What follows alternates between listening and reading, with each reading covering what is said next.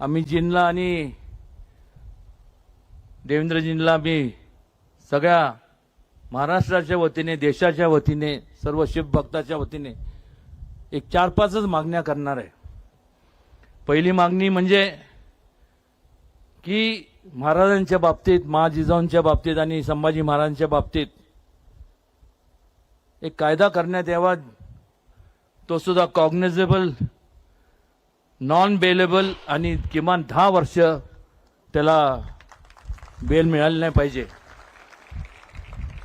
त्याचबरोबर छत्रपती शिवाजी महाराजांचं संपूर्ण शासन मान्य असा इतिहास शासनाने प्रकाशित करावा, जेणेकरून कुठल्या प्रकारचं भेदभाव होता कामा नये, कुठल्या प्रकारचं तेढ निर्माण होऊ नये।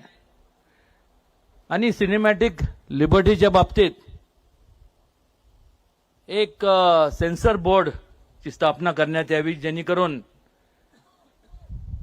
एखादा स्वतःच्या कल्पनेतून एखादी कादंबरी लिहितो, पण त्याला कुठलाही ऐतिहासिक त्याचे पुरावे नसतात आणि त्याच्यामुळे अलीकडच्या काळात जर आपण पाहिलं तर मोठ्या मोठ्या प्रमाणावरती छत्रपती शिवाजी महाराज, संभाजी महाराज असतील, युगपुरुष जे संपूर्ण देशातले आहेत, या सगळ्यांच्या बाबतीत गैरसमज निर्माण समाजात होतो।